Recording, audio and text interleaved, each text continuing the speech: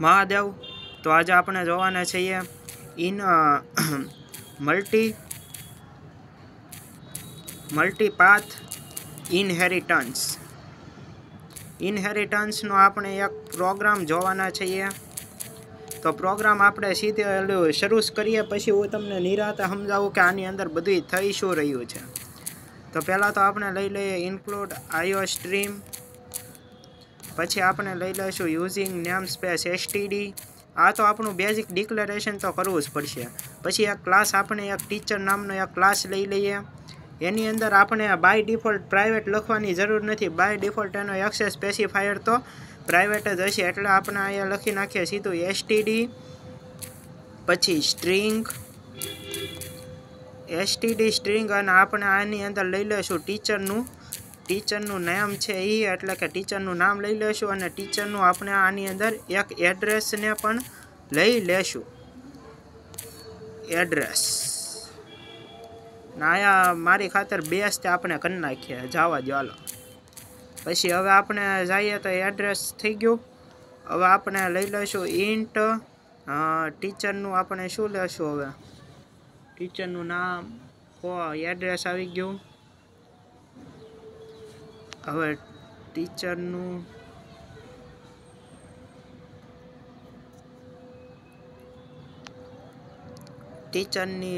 એજ, ચાલો આપણે એજ લઈ લઈએ. પછી હવે આપણે લઈ લઈશું પબ્લિકની અંદર આપણે શું કહેશું, પબ્લિકની અંદર આપણે મેથડ બનાવશું void ઇનપુટ અને ડેટા. આપણે એક મેથડ બનાવશું અને આયા ખાલી આપણે ડિક્લેરેશન કરશું, અને ક્લાસની બહાર આપણે મેથડ બનાવવાની કોશિશ કરશું. ક્લાસની બહાર જો આપણે આપણી મેથડ બનાવીએ તો એ બહુ જ સારું રહે છે આપણા માટે. પ્રોગ્રામરની લાઈફમાં આ બહુ જ તમને હેલ્પફુલ થઈ શકે છે. ટીચરનું આપણે જે ટીચરનો ક્લાસ છે એ સ્કોપ રિઝોલ્યુશન ઓપરેટર, અને આપણા ઇનપુટ જે ડેટાનું છે એનું આપણે આયા નામ પણ લખી લઈશું. ચાલો એટલું થઈ ગયું. હવે આની અંદર આપણે શું કરવાનું છે, સી આઉટ કરીને આપણે ખાલી એના ટીચરનું નામ લેવાનું છે. Enter the teacher name. ચાલો આપણે હવે નેમને ખાલી ડિસ્પ્લે તો સી આઉટ તો કરાવી લીધું. હવે આપણે એની અંદરનો ડેટા પણ લઈ લઈએ, એટલે કે ટીચરનું આપણે શું લખેલું હતું, ટી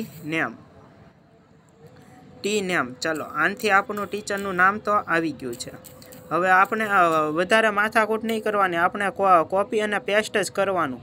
પછી જ્યાં છે આપણે એવો સુધારો લાગતો હોય ને આ કરી નાખવાનું.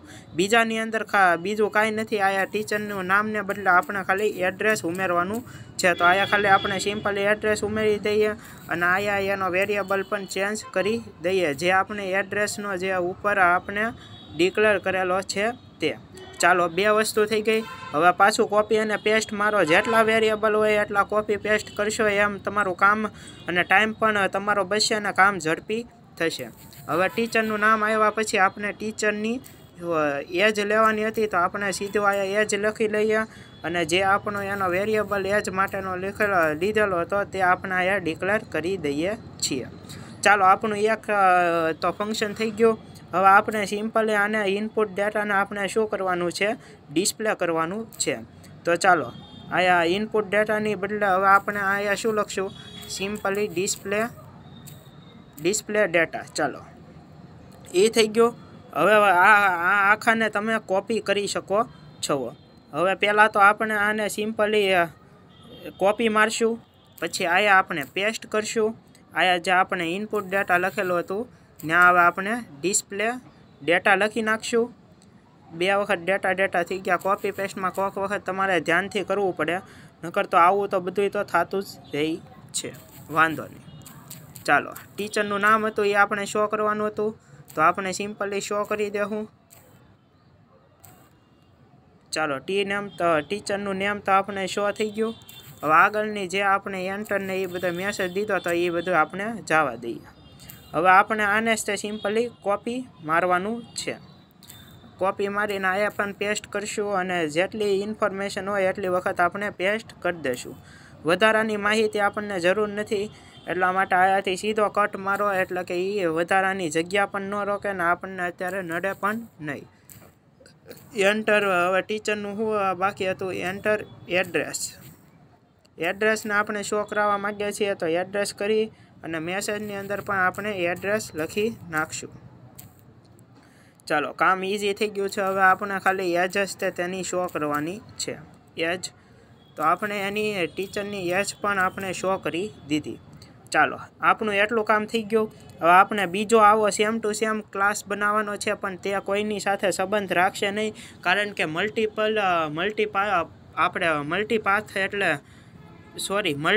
આપણે જોઈએ છીએ. મલ્ટીપાર્ટ તો અહીંયા ભૂલથી લખાઈ ગયું હતું. મલ્ટીપલ ઇનહેરિટન્સની અંદર આપણને ખબર છે કે 2 પેરેન્ટ નોડ હોય, 2 અથવા 2 કરતાં વધારે પેરેન્ટ નોડ, એટલે કે જે આપણા મેન ક્લાસ કહેવાય એ હોઈ શકે છે, પરંતુ તેનો એક જ ચાઇલ્ડ હોય છે, અને ચાઇલ્ડની અંદર જ તે આપણા પેરેન્ટની જે પ્રોપર્ટી છે એ બધી ઇનહેરિટન્સ થવાની છે. એટલે બીજા ક્લાસની અંદર પણ બીજો પણ ક્લાસ આપણો પેરેન્ટ જ રહેવાનો છે. બીજા ક્લાસનું નામ આપણે દઈ દઈશું સિમ્પલી રાઇટર. ચાલો રાઇટર નામ દઈ દીધું. હવે એની અંદર આપણે રાઇટરનું નામ લેવાનું છે અને રાઇટરનું એડ્રેસ લેવાનું છે. ઓલાની અંદર આપણે ટીચરનું લીધું, તો આની અંદર આપણે રાઇટરનું એડ્રેસ ને એ બધું લઈ લેશું. અને આની અંદર ખાલી આપણે એક એજની બદલે નંબર ઓફ બુક રાઇટ, એટલે એ કેટલી બુક વાંચી આપણને આનીથી ખબર પડશે. એટલે કે સોરી, નંબર ઓફ બુક એ કેટલી બુક લખેલી છે તેનો ખ્યાલ આપણને આની ઉપરથી આવવાનો છે. તો વેરિયેબલ આપણે સિમ્પલી ડિક્લેર થઈ ગયો. ઇનપુટ ડેટાની અંદર રાઇટરનું નામ લખી નાખીએ. ટીચરનું નામ હતું ત્યાંથી રાઇટર, અને અહીંયાથી આપણે એનો ડેટા હતો એ પણ આપણે આપણે આયા ટીચરનું આપણે સીઇનની બદલે આયા આપણે જે ઓલું આપણે ગેટ લાઇન ફંક્શન છે એ આપણને વાપરશું. ગેટ લાઇન ફંક્શન છે એ આપણને વાપરશું તો વધારે હેલ્પફુલ રહી શકશે. એસટીડી અને સીઇન આ મને હવે અત્યારે ખ્યાલ આવ્યો, નકર તો આપણે કયુંનું ઈસ્તા કર્યું હોત. પણ ચાલો કાંઈ નહીં, અત્યારે ખ્યાલ તો આવી ગયો. એટલે હવે આપણે અહીંયા પણ ગેટ લાઈન આનો લેવાનો મૂળ ઉદ્દેશ્ય તમને પણ ખબર જ હશે, પણ જો તમને ન ખબર હોય તો હું તમને જણાવવા માગું છું કે આનો આપણે લેવાનો મૂળ ઉદ્દેશ્ય શું છે. કે આપણે જ્યારે સ્પેસ દ્વારા આપણે કોઈ પણ નામ લખશું તો તે નામ ચાલવું જોઈએ. એટલા માટે આનો બીજો કયો ઉદ્દેશ મેન નથી, આ જ તે એક ઉદ્દેશ છે. એટલા માટે આપણે જે ફંક્શન છે તો એનો ઉપયોગ આપણે કરવો જોઈએ. એ પણ એક પ્રોગ્રામર તરીકેની આપણી એક સારી ઇફેક્ટ હોઈ શકે છે. અને આની અંદર આપણે પહેલાં લખી નાખીએ std cin ડોટ ગેટ, એટલે કે અહીંયાથી બધું આપણું ગેટ થવાનું પણ શરૂ થઈ જશે. હવે આપણે આની તો હવે આપણે અહીંયા ગેટ લાઇન જ તે વાપરશું સીધું. પછી આપણે અહીંયા સીન દ્વારા આપણે સિમ્પલી લઈ લઈશું std cin લેવાનું છે. std cin. ચાલો રાઇટરનું નામ પણ આવી ગયું છે આના દ્વારા. હવે આપણે હેઠે પણ એડ્રેસ છે ને આ પણ આપણે સુધારો કરી નાખીએ ને આ ગેટ લાઇન. પછી હવે આપણે અહીંયા std કરીને આપણે cin, અને cin દ્વારા હવે આપણે આયા જે ટીચરનું નહીં પણ આયા આપણે રાઇટરનું એડ્રેસ લેવાનું છે. ચાલો આપણે મોટા ભાગનું કામ તો કરી નાખેલું છે, અને આયા એક આપણે ખાલી બદલવાનું છે. એ શું છે? રાઇટર. આયા પણ આપણે હારવાર બદલતા જઈએ, નકર છેલ્લે આપણને પ્રોબ્લેમ થઈ શકે છે. રાઇટર. ચાલો હવે આપણને મને એવું કાંઈ લાગતું નથી કે આની અંદર હવે કાંઈ પ્રોબ્લેમ થઈ શકે, પણ થઈ શકે તો આપણે સોલ્વ કરવા તો બેઠા છીએ, આપણે પછી સોલ્વ કરી નાખશું. એમાં કાંઈ મૂંઝાવાની જરૂર તો છે જ નહીં એ કોઈ વાતમાં. જો આગળ વધવું હોય ને તો મૂંઝાવાનો એ કોઈ રસ્તો જ નથી. કામ તો કરવું જ પડશે, એ તો એક તમે ધ્યાન જ લેજો. એટલે હવે આપણે અહીંયા રાઇટર પણ લઈ લઈએ. રાઇટર. ચાલો હવે આયા જે ટીચર છે એની જગ્યાએ આપણે સીધું રાઇટર લખી નાખશું. રાઇટર. આયા પણ ટીચરની જગ્યાએ આપણે લખવું પડશે રાઇટર. આયા પણ ટીચરની જગ્યાએ આપણે લખવું પડશે રાઇટર. ચાલો આયા એ જ હતું. એની જગ્યાએ નંબર ઓફ આપણે આનો તો નંબર ઓફ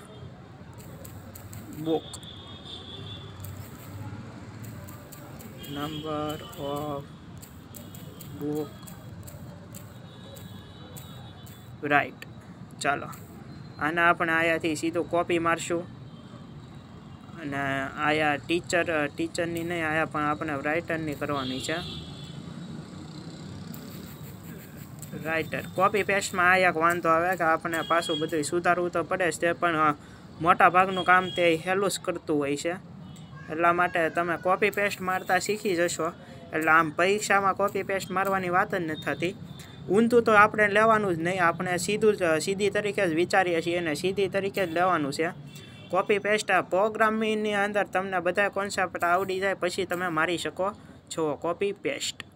હવે રાઇટરના ક્લાસનું કામ પતી ગયું. હવે આપણે આની અંદર બે એટલે કે ટીચર અને રાઇટરને બેને ઇનહેરિટન્સ કરવાના છે, પણ ક્લાસ સ્કોલરની અંદર આપણે કરવાના છે. તો આની અંદર આપણે પબ્લિક આનો મોડ રાખી દઈશું અને આપણું જે ટીચરનું હતું તે આપણે લઈ લઈશું અને પછી આપણે બીજું પણ પબ્લિક રાખી દઈશું અને આની અંદરથી આપણો જે રાઇટરનો ક્લાસ હતો તે આપણે લઈ લીધો છે. ચાલો આની અંદર આપણને કાંઈ પણ સ્ટ્રિંગ બ્રિંગની કાંઈ જરૂર નથી, એટલે આપણે સિમ્પલી આપણે તેને કાઢી નાખેલા છે.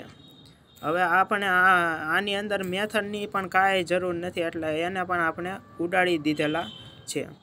હવે અહીંયાથી આપણે સિમ્પલી કરવાનું છે ટીચર સ્કોપ રિઝોલ્યુશન ઓપરેટર અને આપણી જે ટીચરની ઇનપુટ ડેટાની હતી આપણું જે ફંક્શન તેને અહીંયાથી સિમ્પલી કોલ કરવાનું છે. ટીચરનું કર્યું એ જ રીતે આપણે રાઇટરનું પણ કરવાનું છે. વધારે માથાકૂટ કરવાની નથી, કોપી પેસ્ટ મારવાનું છે. અહીંયા આપણે સિમ્પલી રાઇટર લખી નાખશું. રાઇટર. ચાલો હવે અહીંયાથી પણ આપણે આ બધું જે નકામી વસ્તુ છે એ પહેલાં ઉડાડવાનો આપણો પ્રયત્ન હોય છે હર વખતે, અને આ વખતે પણ એ જ છે. આની અંદર આપણે સ્કોપ રિઝોલ્યુશન ઓપરેટર કોપી અને અહીંયા આપણે કરીશું પેસ્ટ. હવે ઇનપુટ ડેટા લીધું હતું, હવે આપણે ત્યાં ડિસ્પ્લે